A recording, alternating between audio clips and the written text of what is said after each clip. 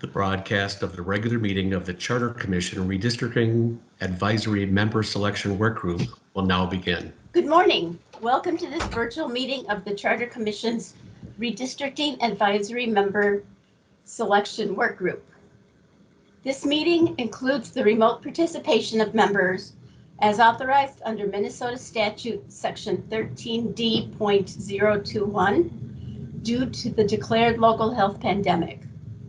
The city will be recording and posting this meeting to the city's website and YouTube channel as a means of increasing public access and transparency. This meeting is public and subject to the Minnesota Open Meeting Law. For the record, my name is Jill Garcia, and I am one of the co-chairs along with Andy Kozak of the Charter Commission's Redistricting Advisory Member Selection Work Group. I will now call the meeting to order and ask the clerk to call the roll so that we may verify the presence of a quorum. Commissioner Smith. Here.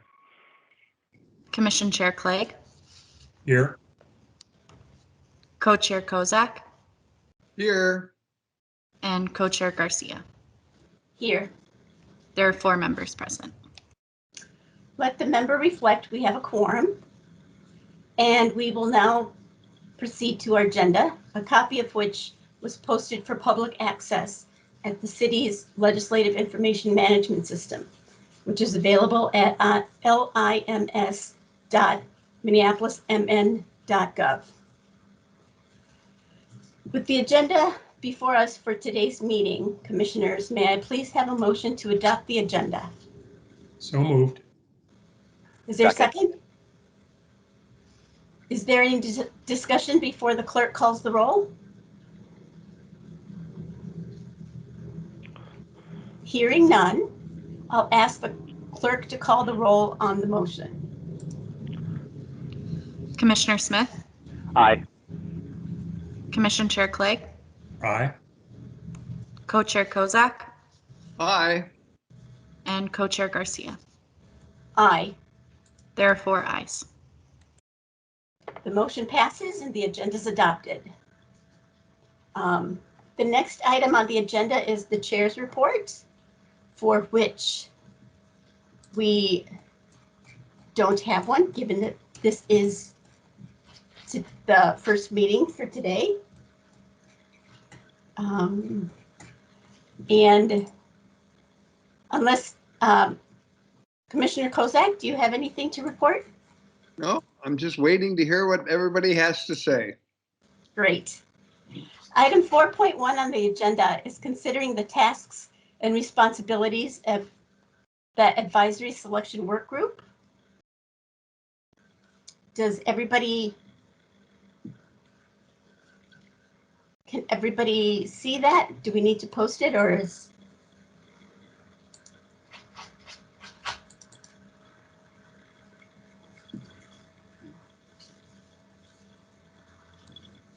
It would be helpful if you could post it on the screen. Great, thank you.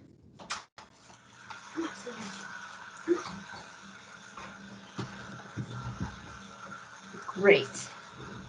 This is and we can always revisit this after the meeting. This is a list of tasks and responsibilities that the work group is going to undertake. Is there any discussion? Ted, you're displaying that. I'm sorry, Madam Chair. Ted, while you're displaying that, it's actually linked to the agenda that you were displaying on the screen. Can you open up the link so we can actually see the tasks and responsibilities that were linked? Thank you.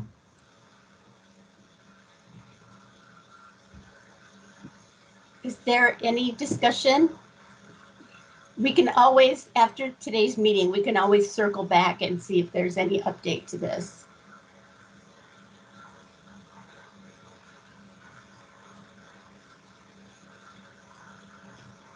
This looks good to everybody?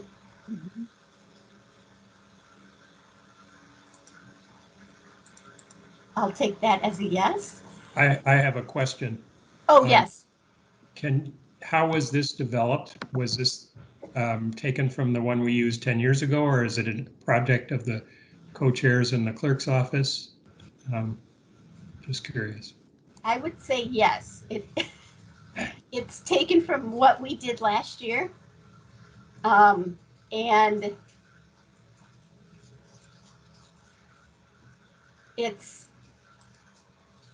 yes, it's taken from what we did last year.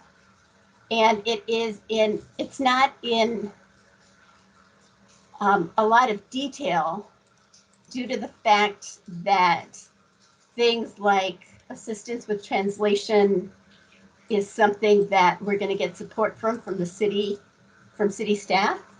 So it is kind of in bullet point or laundry list format as a means for us to simply keep track of what it is that we're doing, considering we have a month in which to work. Does that make sense? Yeah, yes, thank you. Madam Chair, Yes. this is Andy Kozak, and I just had a quick question. Maybe it might be a question for Casey or for Commissioner Clegg. As I understand it, the data comes out in September. Is that correct, Casey? Yes, we are told that we should expect to receive the final official census results on September 30th. But given the fact that the census results actually go to the state and then get dispersed to local levels, it might actually be the first few days in October. Okay.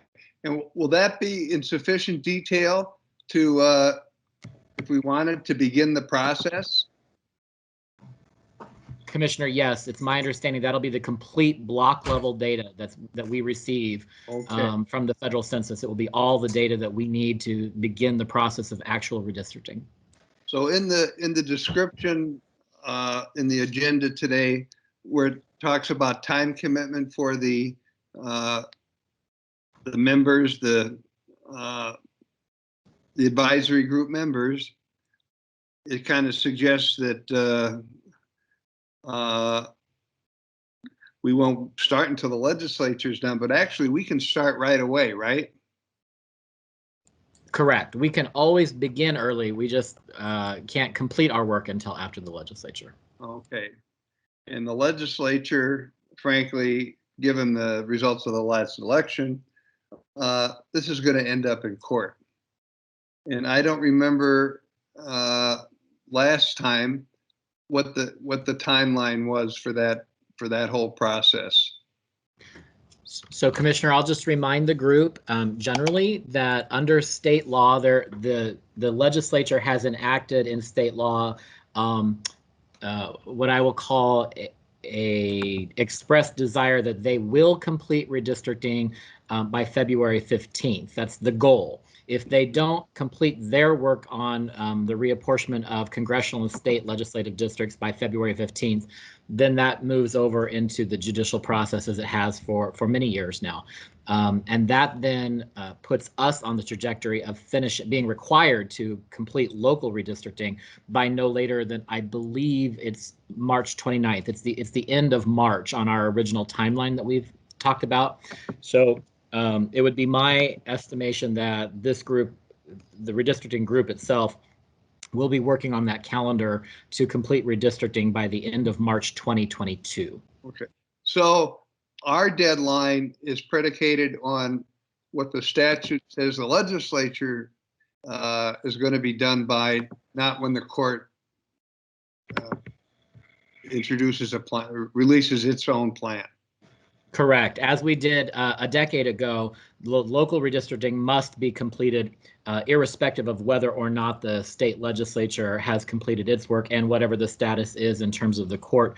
Our deadline is set in state law so many weeks before the statewide primary in the year ending in 2. And so that Okay, perfect.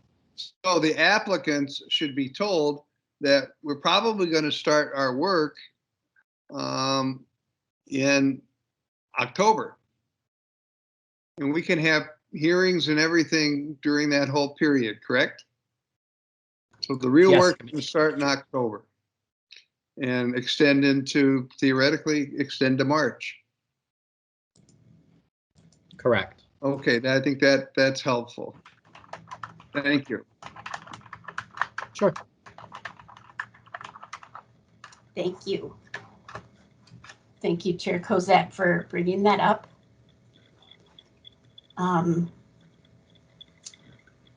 The next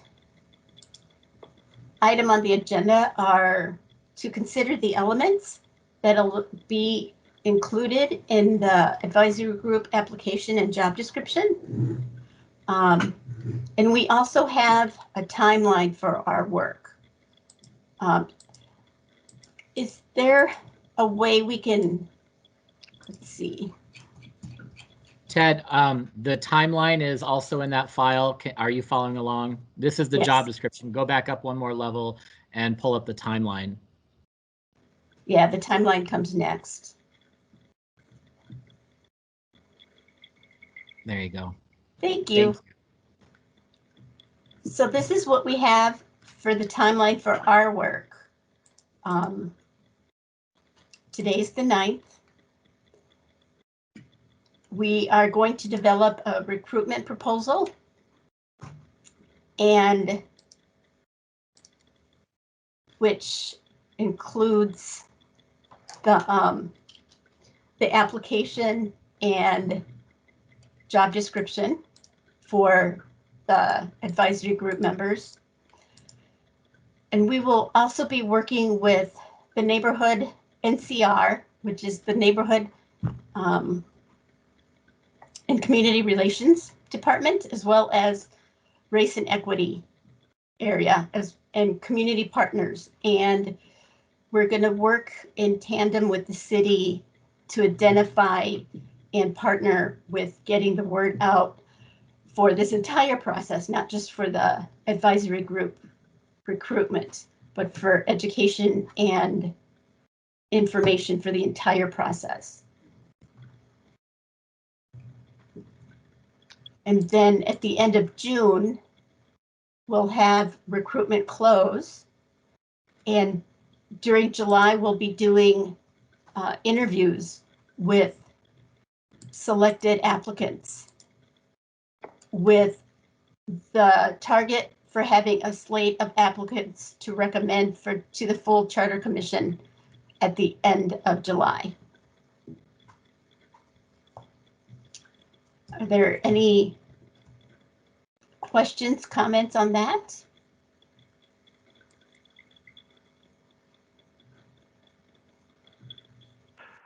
I was just curious, how many applicants did we get the last time that we did this?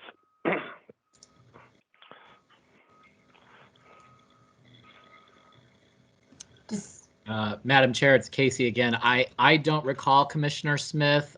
We can try and look back to that period of time. I'm not sure if I kept the total number of applications on file. That's something that our project coordinator could help me look through, and we can certainly share that with you. I just don't have that at my immediate disposal. Yeah, I don't know that it's worth going back and looking for. I was just kind of curious if it was 10 people or 100 people or what we might be looking at. I think it was somewhere between 10 and 100. I know it wasn't more than 100, but it was more than 10. Okay. Yeah, it was somewhere between there. I think it was probably, there wasn't a, when we got down to it, because I don't think I was on the committee that did the selection, but as I recall, there were only 2 or 3 where we had to take, where there was a vote taken to pick one or the other. Is that right, Barry? There were between 10 and 20 total applications. Yeah, that's what I thought. It wasn't a huge number. But some decisions had to be made.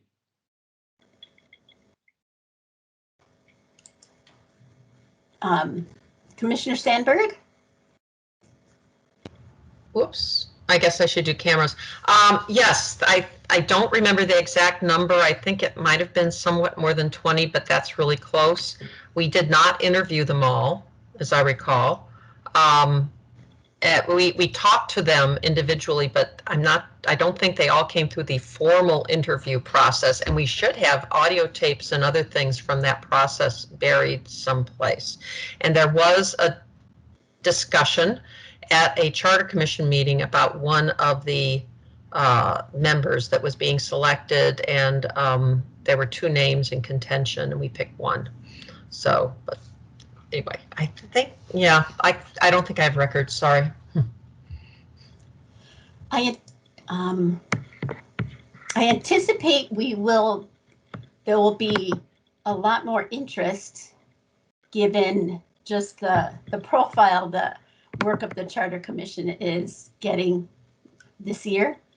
So we would definitely welcome a huge array of applicants.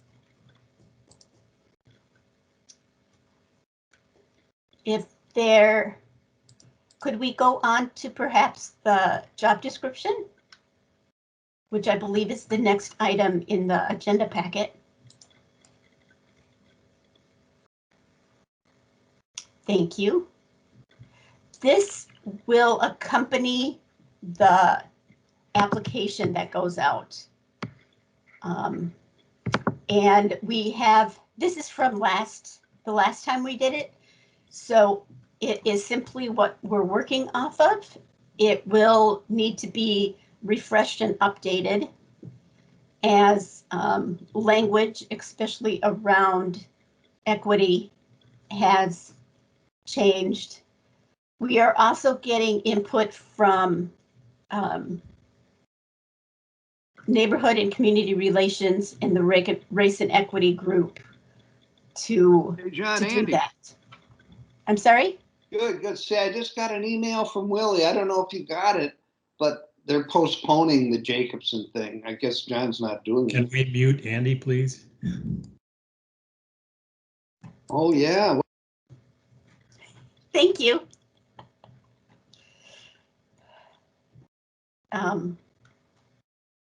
So we want to make sure that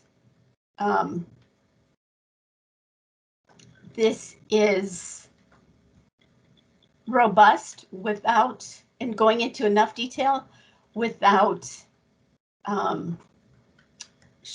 undercutting the real ask, so to speak, of what we're doing. And it will also be updated in terms of receiving applications electronically as well. Commissioner Smith? Yes, I just had a comment about the job description. I guess when I read it, to me, it didn't really say very well what the advisor group is going to be doing. And I guess I'm thinking maybe just adding something simple that the advisory group will work with the Charter Commission following the 2020 census to redefine the boundaries of the Minneapolis City Council wards, or just something maybe a little bit more description. Sounds great. That makes sense. I think if it hasn't been said already, it will be brought up, but last time was the first time redistricting had been done this way. So noting such subtleties, to be clear, is very important. Commissioner Clegg.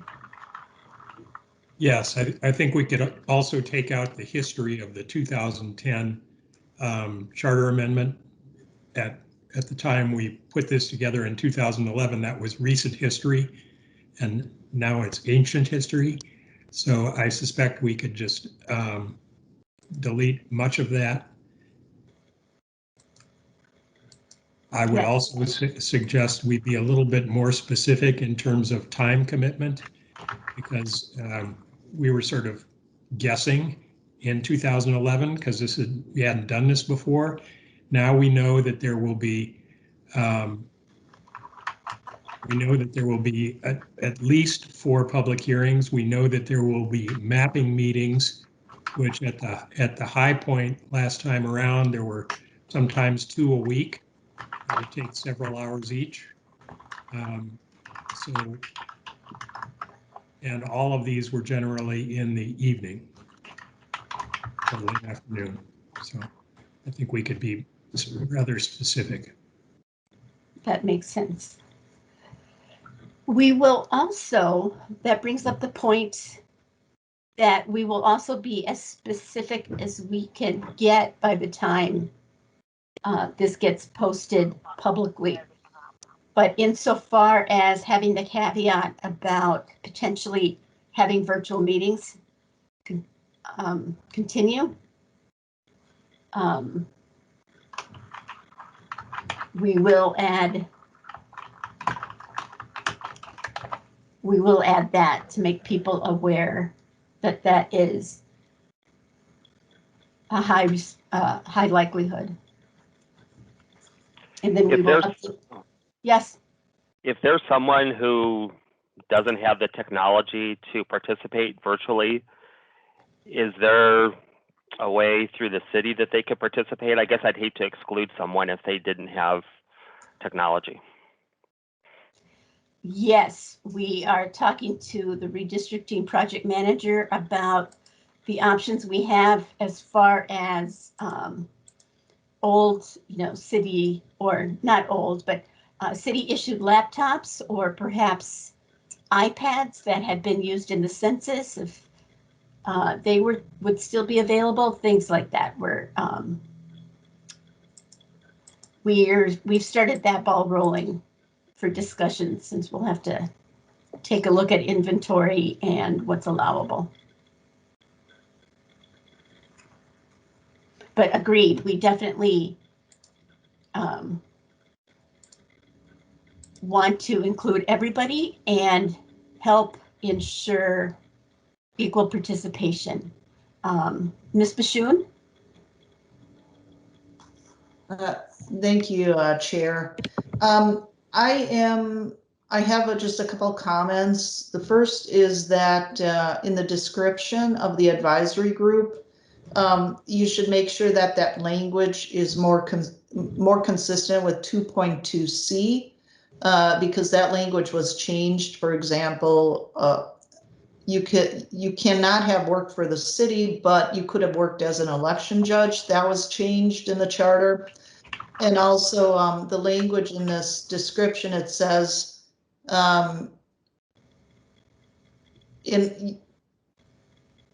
you cannot, I would use more language like you cannot have appeared on a ballot where you indicated a political party or designation. So I would go closer to the language in 2.2C. And also you do use the word citizens in the second paragraph, that they should be active citizens. I don't know if that's a good terminology. I know there's been a push to get away from the word citizen. If you're talking about active residents of the city of Minneapolis, that might be a better language or terminology. And the last part of that paragraph talks about current or past involvement in political party activities does not disqualify an applicant from service. However, there are some provisions in 2.2C that kind of go against that. I mean, it's very specific, but I would just state that you should look at those issues. And the other thing I want to note is the time commitment. Yes, we're going to draw maps, but I don't think their work necessarily ends with that. There could be a challenge to our maps, and the court could send it back to us to reconvene the redistricting group to review them, to revise the maps. And so it could go longer than just the initial completion of the map. So I would suggest that maybe you could put language in there that would just talk about, it's possible that you might have to come back if there's an appeal or whatever you want to do, or extend the dead timeline, because ultimately this has to be done, before the election. That would be November of 2022. So I would just, those are the main issues that I wanted to bring up about this. Thank you. Okay. And I believe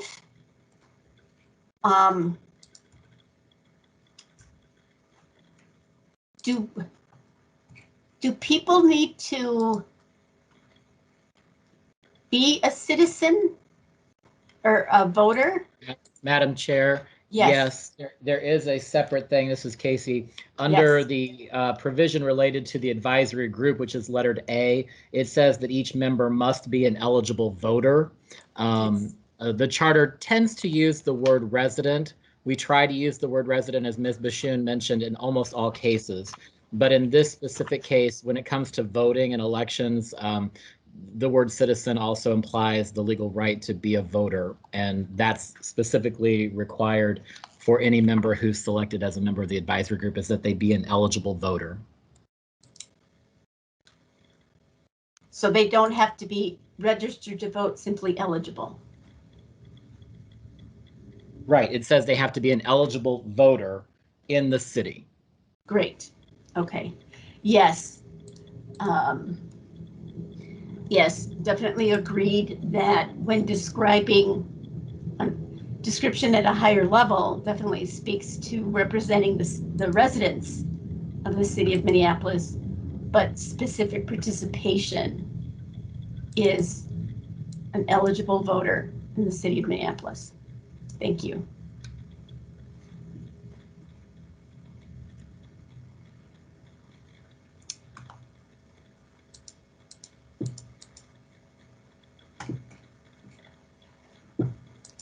We also have discussed, well, shall we go to, unless there's any more discussion on this, shall we go to the application?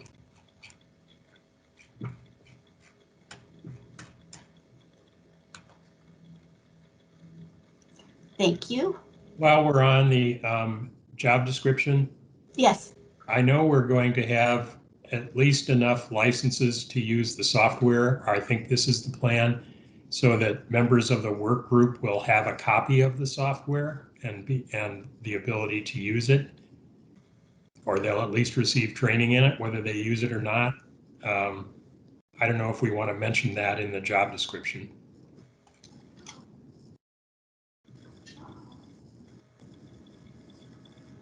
Okay. Perhaps when we discuss time commitment and the mapping meetings, we can make mention of it. I mean, I know the last time around we had that common cause tool that many of us used. And so in addition to the mapping meetings, a number of commissioners and advisory group members would go home and get on the Common Cause website and play with their redistricting tool. So there may be additional time commitments in that regard. Yes, true. Thank you very much, Chair Clegg. Commissioner Sandberg? Oh, I hate video. Only thing about the tool, the software, and I think that's good to mention it, but it has to be worded extremely carefully. You will scare away people if they think that they are supposed to use the software rather than they just have an opportunity to use the software. So just a caution about that. The other thing is the language about active citizens. I don't know exactly. I think we were looking at wanting people who were citizens in the sense of citizenship. That is, people who were active in their communities or active within the city of Minneapolis and who had an interest in the health and well-being of the city. And that's why that language was chosen. I agree that these days the word citizen is probably not so good, but that was the kind of thought of the kind of person that we thought we were looking for, and maybe times have changed. I don't know.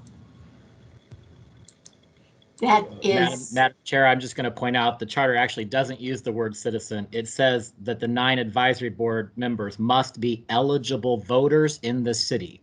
So if you want to stick true, as Ms. Bashoon said, I don't think you have to use the word citizen, but I do think you have to use the word that they are eligible voters in the city. That is the exact language. They have to be able to vote. That does imply citizenship. But the language in the charter says they must be eligible voters in the city of Minneapolis.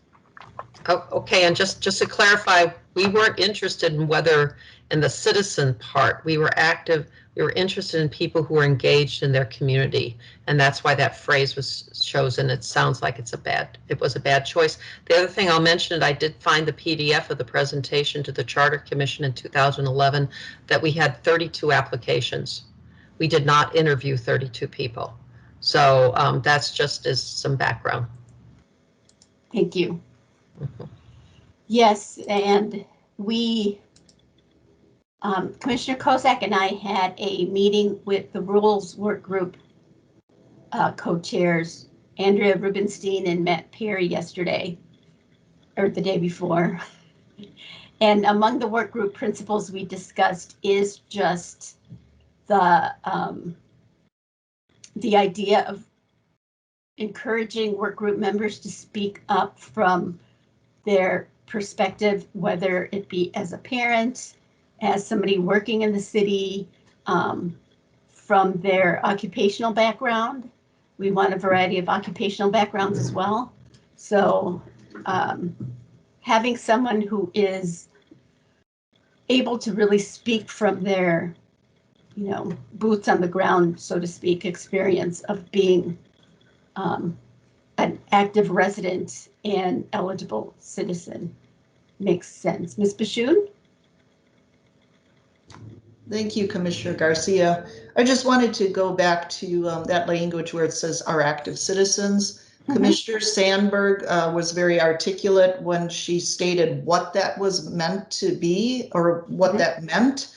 And maybe you can expand that to go with some of the language she was stating, like active within the city of Minneapolis and concern for the welfare of Minneapolis residents. I'm just paraphrasing what she said, but she said it better. So maybe you can just expand on that, have a sentence as to what that means, and take out completely be an active citizen or active resident of the city of Minneapolis, and then actually explain what you're looking for. That's my comment on that. Thank you very much. And I think that also speaks to something we've been conceptually discussing for the application as well, in terms of asking people who have been active, but also asking, there have been a variety of perspectives and facets to the voice of the city over the last year. But we, in addition to this being nonpartisan, we really look for people who are willing to come to the table with an open mind to participate on behalf of the city. They're representing the city. They're not necessarily they may represent an organization if they haven't come from a tribal organization or a similarly affiliated organization, but this is not necessarily to put forth people's individual opinion upon others. So we will look for exactly that language about the concern of the city's well-being on behalf of the entire city and representing that which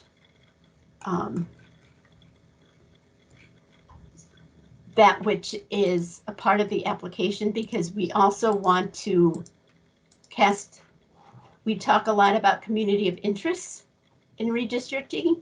So we will be looking for a wide diversity of applicants that also can bring to the table that perspective of communities of interest, being BIPOC, as well as geographical, like I said, occupational backgrounds, single, parenting, grandparenting, seniors. So we look forward to that diversity and richness of perspectives. Thank you. Thank you very much for going to that question on the application. And perhaps tying the job description to this question a little more succinctly may help. Commissioner Sandberg? Okay, I should have done more research before this meeting. I apologize. I found all the documents that dealt with it. We did interview 31 candidates, it looks like. One person withdrew at some point in time. And through a series of, and it wasn't always the same group of members who did the interviews, but they were all recorded and we could go into the clerk's office to listen to those interviews. The other thing is that in my report from 10 years ago, these principles included the phrase active citizenry.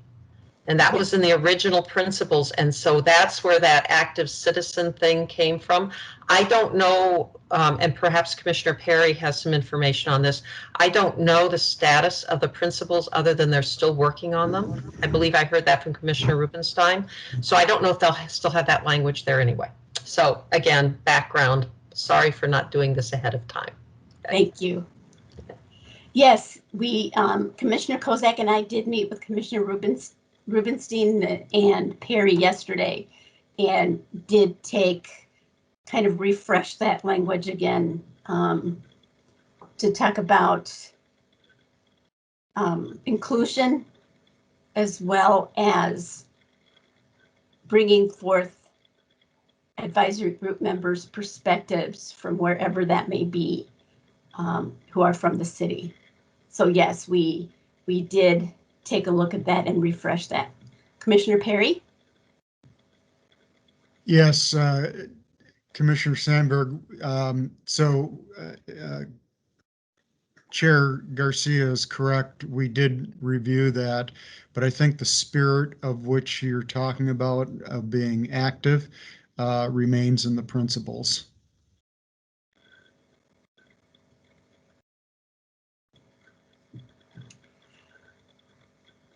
And looking at the application, while we do have that question about what in your background demonstrates that you have the knowledge of the many communities within the city and are active and will contribute to the diversity of the advisory group, we may wish to split that up and ask about what they have been active in. Have they been active in their neighborhood organization? Have they been active in, like, what exactly have they been active in, to get a sense of that? And we may also wish to ask some optional questions around how people may identify with regards to diversity. There's no requirement, obviously, but BIPOC individuals are strongly encouraged. And if we welcome all diversity, and if people are willing to share how they identify their own diverse contribution, we may have a section on our application to reflect that as well. Commissioner Perry? Yeah, one thing that just came to mind that I don't think we talked about when the four of us met the other day was socioeconomic diversity. And I think that's something that should be included. I know in other commissions and boards that I've served on, trying to have people who come from low incomes was always something that we tried to do. Yes, thank you. That is very true. Commissioner Clegg. I believe on the city's open appointment application, that data about status, diverse status, is on a separate part of the questionnaire that is not public information. Ms. Bashoon, is that correct?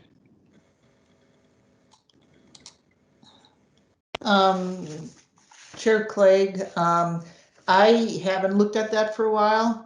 I know that typically we do have that in a separate location, and it's typically not provided to the individuals who are doing the interview, but I don't know what has been done in the past. Typically, we do use that information just to keep track of our hiring practices and not necessarily to make decisions. So that's something to consider, whether you want to keep that away from the people that are doing the interviews, because when you talk to people in interviews, they can tell you how they will provide diversity to the redistricting group, and that's the main key. How will they provide the diversity of thought or whatever you're needing, and not necessarily how they identify themselves. So the best legal way to do it is that the people who are making the decision on the applicants and who are doing the interviews, they do not have that specific identifying information, but they rely on questions about how do you bring diversity to this redistricting group. Thank you. Yes, very good point. As we go forward, we will most definitely get Ms. Bashoon's feedback, the city clerk's feedback, and perhaps other related city departments who do this citywide resident recruitment to see what is what's lawful and what is typical, to ensure that we're also consistent with the city's overall practice.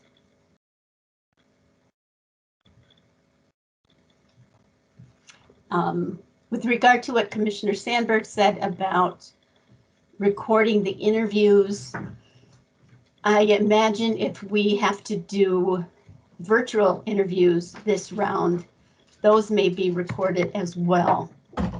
And people can, commissioners can go back and access that.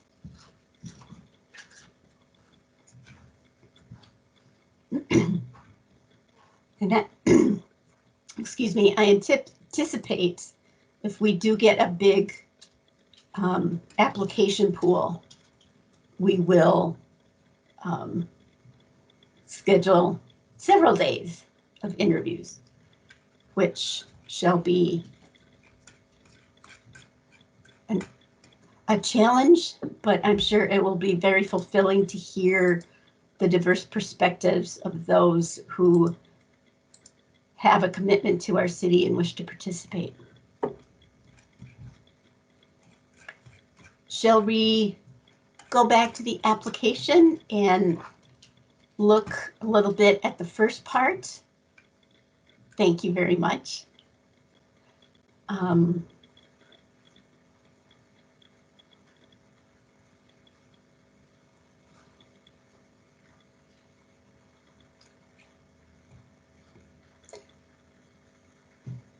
Yes, and there is an acknowledgement that questions concerning community involvement and diversity are in another section.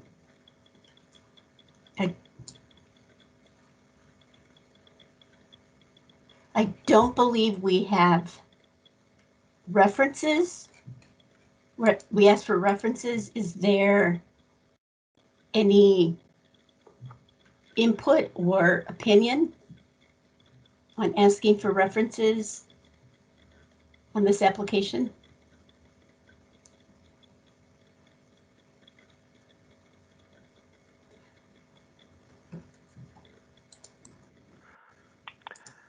I guess I would probably lean towards not requesting references. It seems like nowadays, even if you ask a reference, they're reluctant to really say anything about a person. Most employers will just say person worked here from this date to this date and doesn't want to say much. So I guess I'm not sure that we would get a lot of information. I guess I'm not sure it would be worth the time, but certainly not opposed to references. I'm just not sure it would provide a lot of value. Thank you. That's good to know. I think as among our work, it's best to bring up questions, at least for consideration. Then if we dismiss them, that's fine. I'm not sure, Commissioner Garcia, I'm not sure that references is particularly helpful in this, Sure. for this undertaking. Yeah, I think the commissioner is correct. If it's an employer, we know that employers are so constrained legally what they can say about someone that it's not really very valuable to us. And you can always get a friend to put something in. So I just don't think for a job like this, and I don't think we required it last time, unless I'm mistaken. Sure. We may wish in the spirit of throwing things out that can be tossed aside if need. Oh, Commissioner Clegg? I agree we should not have references, and we did not last time, because if we have them, it pretty much means we have to check them. Sure. And if we aren't going to check them, then we shouldn't have them at all. And if we do have them, that's going to triple the amount of work if we have to call 2 or 3 references for every applicant. Sure. And with the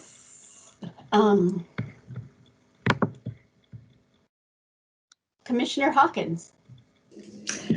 I agree. We shouldn't have references. And if you're asking them about their community work, that's their reference right there. Exactly. Let you know what they're doing.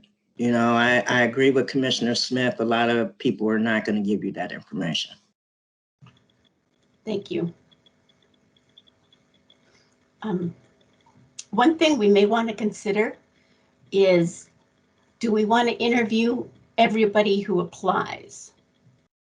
And if we do anticipate a lot of applications, given the City Charter Commission's profile and people interested in what it is we're doing, we may,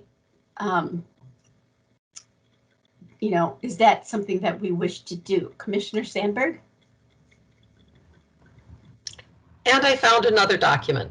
Okay, all the applications went to the clerk's office, as Casey will remember. Yes. They actually went through them and determined that the number of them, 8 or 9, were ineligible because they had said they planned to move out of the city in the next few weeks, or those questions that are on the old application form. So there were a number of people that weren't interviewed for that reason. But I was surprised at the time of how many people applied, even though they clearly didn't meet the requirements. And that may happen again. So I wouldn't be surprised about that. And we did have the person I mentioned in the chat about, we did have some people who were very clear about why they wanted to be on this group. And it was very focused on keeping a certain council member or making sure that somebody or another didn't have a chance to have a representative. I think those people were interviewed. They were not selected, though. Yes.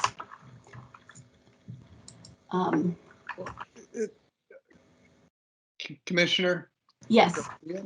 Madam Chair, I've been thinking about this, and I think it's hard to make a decision about whether to interview people, it's a practical matter until we see how many there are.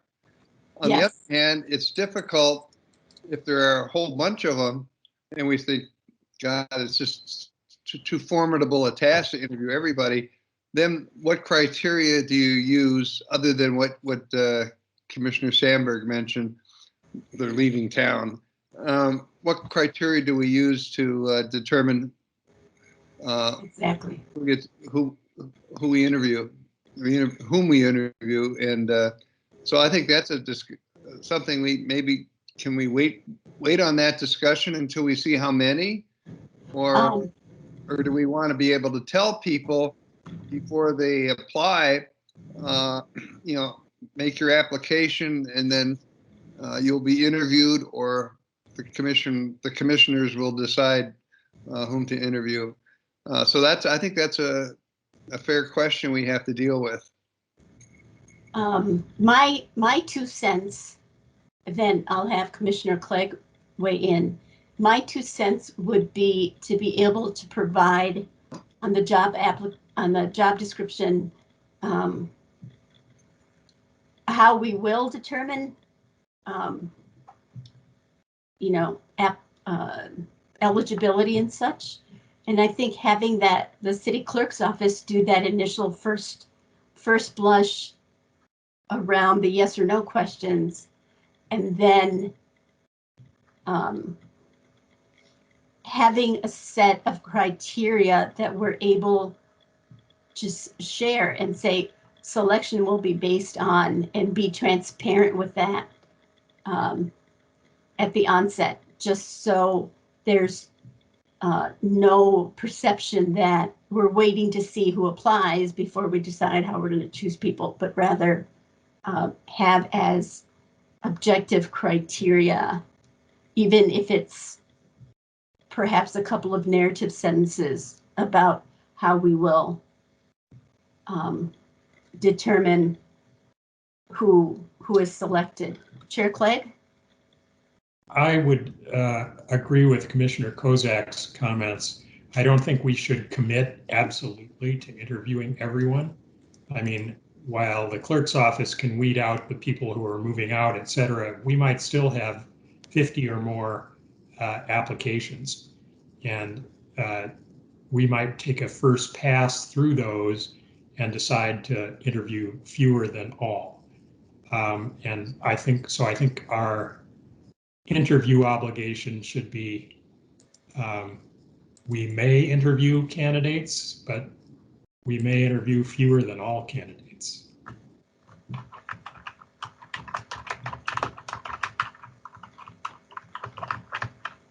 And then we can just perhaps, I come from a fundraising background where we write and respond to a lot of requests for proposals.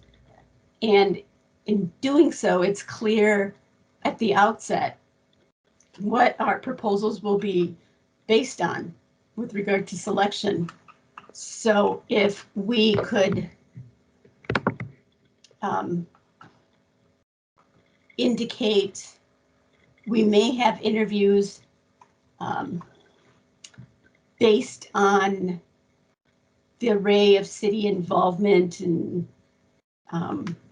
where we're getting applicants from around that are geographically dispersed. Something general, not too specific, but also transparent, so we're clear that we're not making the decision after the fact, if that makes sense.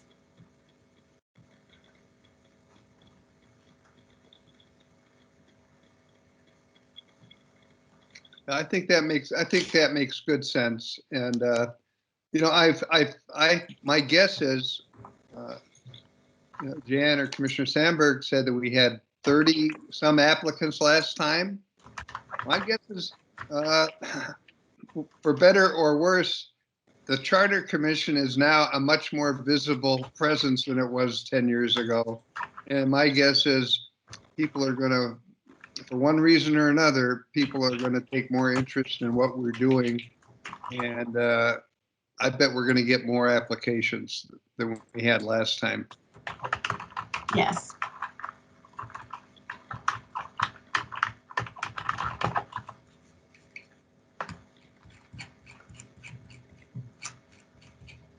And I don't believe there's anything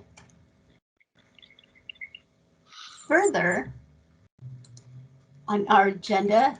There is more fascinating items in the agenda packet with background about how we have determined how we've gotten to this place and different parameters that the city clerk has helped us through.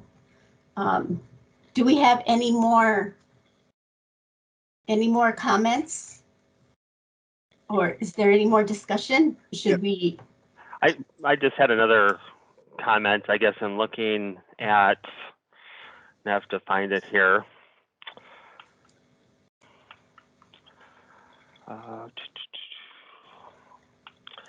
And looking at the application, some of the questions that are asked, it says it's private information, but I guess I'm wondering, have you ever been found by a court of law to be legally incompetent? Does that matter? I mean, if it happened 20 years ago, I guess I'm wondering why that would be relevant to anything that we're deciding.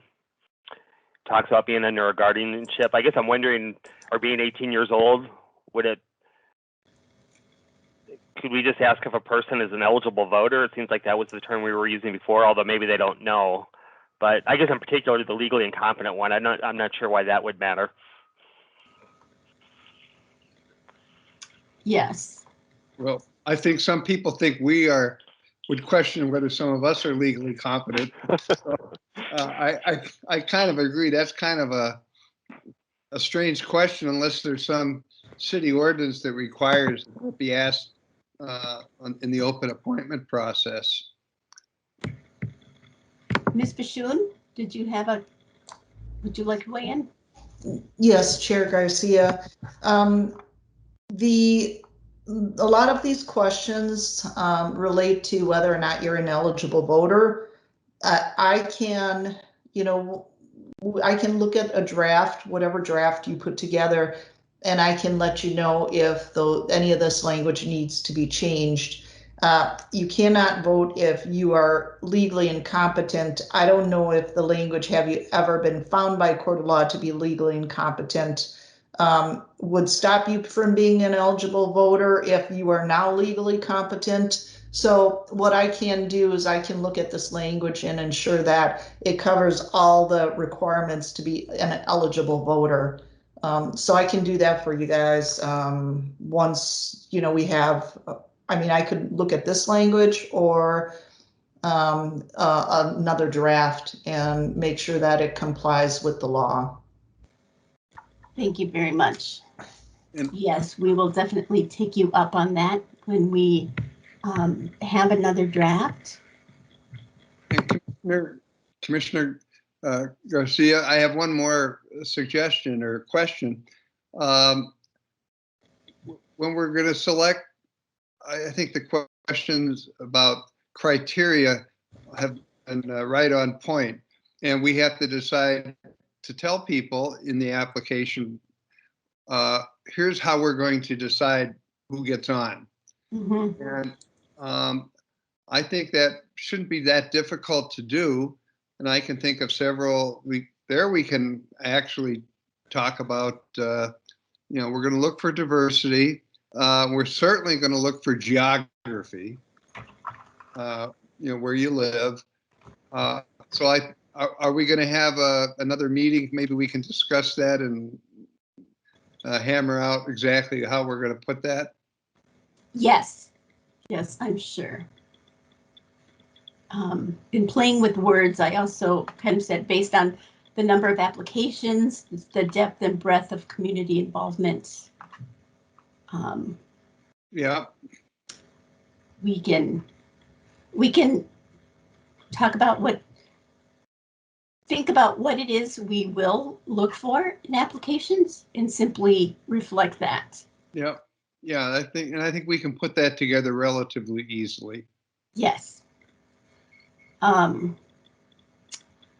also have a reminder that Christina Kendrick with the NCR office is with us today.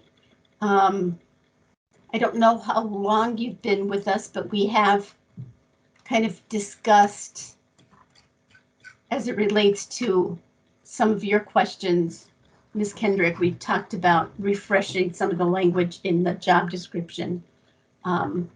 Clerk Carl. Yeah, I appreciate that. I was hoping to get the recognition. Nicole beat me to it, of course, because that's her job as the project coordinator. But Christina, if you turn on your camera, I know probably everybody here knows Christina. She's been with the city for many years. She's in our neighborhood and community relations department. And as I think most of the work group knows, the Neighborhood and Community Relations Department is going to be a strong partner with us in this redistricting effort. And Director Rubador has asked Ms. Kendrick to be the point person, I believe, from NCR into this effort. So just like having Ms. Webber as a strong resource to help this group, Ms. Kendrick will also be here to help from that perspective of community outreach, engagement, connectivities with different parts of the city, all of the communities within the city. And so really want to thank her for being with us today and going forward. But Christina, you haven't activated your camera, so I'm going to assume you're not going to. I just wanted to invite her to say a few words. Again, I know most of you know her, but I wanted to express appreciation for her support and active role in helping us go forward. Thanks, Casey. My camera's activated, but I will be very clear that my internet today is not spot on, so my apologies. And I've been listening since the beginning, and I have to say I've been very encouraged and impressed, incredibly impressed with the conversation. A lot of the stuff you've brought up, I've already talked with Nicole, the project manager, about this, and I just want to let you know I'm very committed to bringing my colleagues to the table and ensuring that your applicant pool, as well as the education efforts for our many communities within Minneapolis, are clear and relevant and appropriate for each of our communities. Thank you very much. And thank you for reflecting on our meeting. That means a great deal. We hope to be consistent with the city approach in these resident and citizen engagement activities. And the Nicole that we've been referencing is Nicole Webber. She is the redistricting project manager, keeping us all on our toes across the board with redistricting. Very much appreciated. And as we've also given Ms. Webber and Ms. Kendrick the discretion to share anything that we're working on with other staff members who may bring their own perspective on it and make it a better, more representative product. As we wind down, one of the things I wanted to add is that I was a member of the redistricting group last time. I was one of the 9 that was chosen. I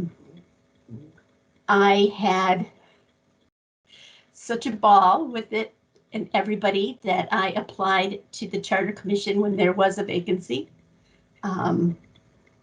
This type of civic involvement is actually something that highly appeals to me.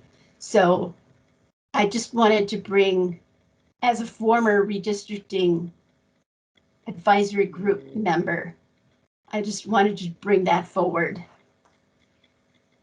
I think that's part of what I bring to the table with regard to this information, because one of our principles that we weighed in on earlier this week is to clarify that advisory group members, when we sit around the table and start mapping and having these redistricting discussions, advisory group members are equal with the charter commissioners. Advisory group members are there, they're needed, they are critical, and they have as much voice as anyone else on the table, at the table. So this is a very important and very valued process. Commissioner Kozak? No, I'm fine. I'm fine. Okay, I see your little light blinking. I agree with you. I didn't know what to make of, because I was on the commission, on the old commissions, 2 of the 3 times they had that, 80, 81, 91. And there were only 7 of us that were involved in that process. And I thought, how is it going to be with 25? But as it turned out, I thought that the 9 additional people, they were very helpful. I think you're right, Jill. They were all you guys were all equal in terms of how we did the work, and the contributions from those folks were well, they were essential. They were as good as anything we could offer. And the only difference was that the commission members themselves were the ones that got the 15 got to vote at the final. But it was unanimous. Everybody agreed, and I think it was a worthwhile process. And it's just up to us now to pick the best people. Yes, thank you very much, Commissioner Kozak.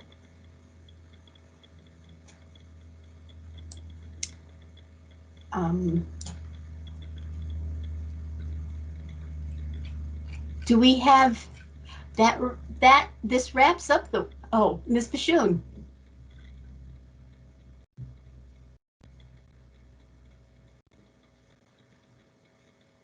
I think you're muted still. Thank you. Thank you, Chair Garcia.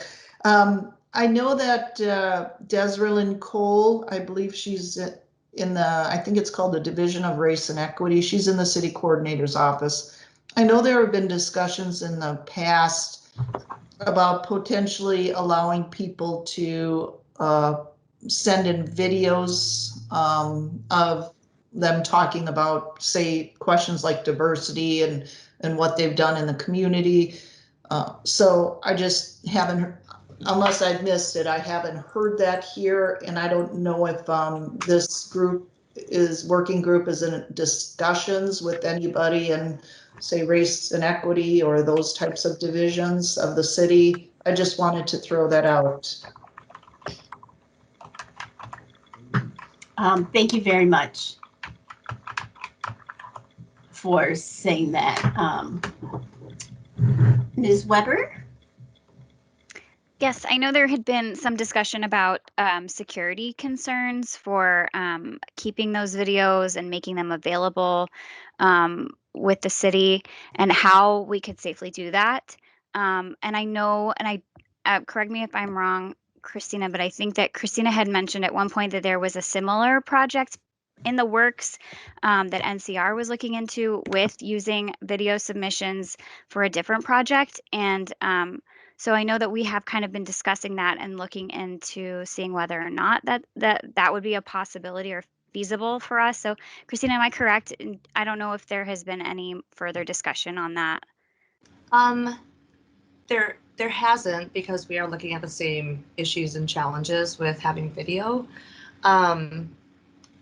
But it's a great idea, and it really allows people who might feel that an application process presents some barriers, etc. So we're working through for a different project out of our department on what a video application looks like, data retention, privacy concerns, and all that. So I'm hoping to have an answer within the next week or two, because the grant that we're considering accepting video applications for is due, I believe April 15th.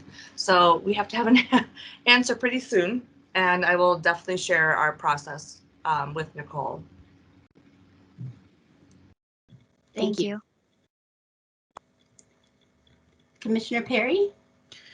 Yeah, I'm not on the work group, but I do want to weigh in on video applications. I think, notwithstanding what's been said already, that I would be in favor of having the written application be the application of choice because it's the lowest common denominator from a technology point of view. And I am concerned about people being able to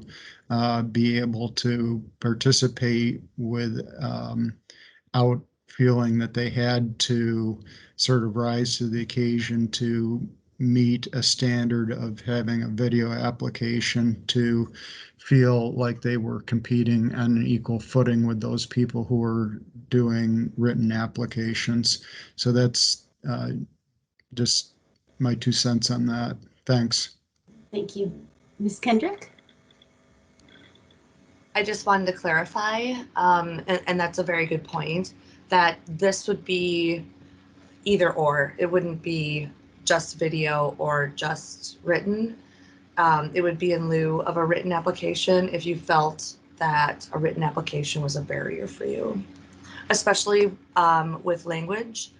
So applications, both written and video, we are looking at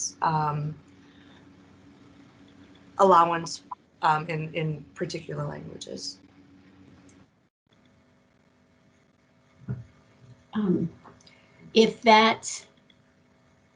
If we continue to keep that as an option, we need to also keep that as an option if somebody is selected to serve, and how translation services will be provided at meetings. I think we need to ensure that we have the resources to, if we start going down that path, we need to have the resources to complete the journey and make sure that we're aware of the pluses and minuses as we move forward. Commissioner Sandberg. Okay. Actually, the education group, one of the things we're looking at is the technology for making sure that meetings are accessible mobility-wise and for those with hearing or visual challenges. We also look at language assistance from NCR, I'll talk to you later, sorry, to translate various educational documents. But as I recall 10 years ago or so, I don't know how much we talked about. I think what you're mentioning is having a person who is not versatile in the English language to be a member of the advisory group. And that is a challenge that I think needs some very serious consideration. I am not sure how that would work, but in terms of general education meetings, it's one thing. In terms of the technical work demanded by the advisory group, and by the way, I agree with Commissioner Perry about the videos. Again, we've had to be very careful we don't scare people away from applying. Anyway, just another thought. Yes. Thank you. Yes, I look forward to more conversation around the videos. I can see where perhaps if people have a learning disability and completing an application is daunting, a video may be preferable. I can also see where an elder who may not be as adept at technology may prefer written. There are a variety of reasons for both across the board that we will need to look at individually and then take a look at what is in the best interest of transparency on behalf of the people of Minneapolis in conducting this work.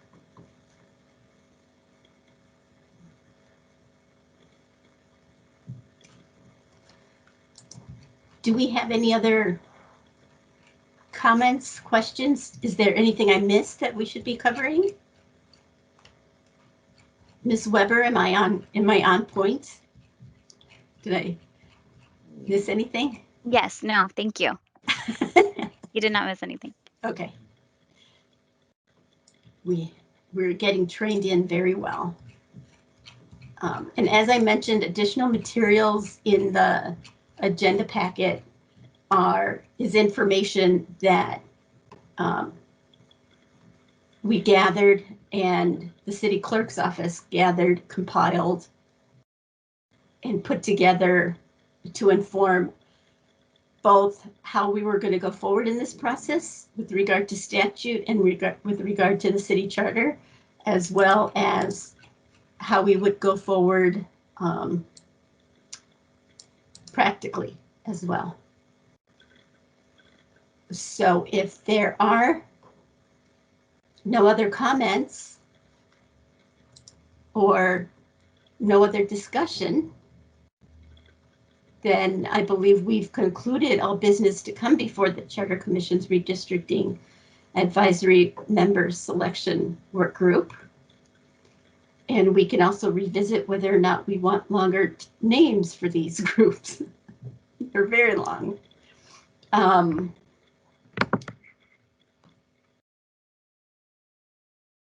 So with nothing further, without objection, I believe we stand adjourned. Thank you very much.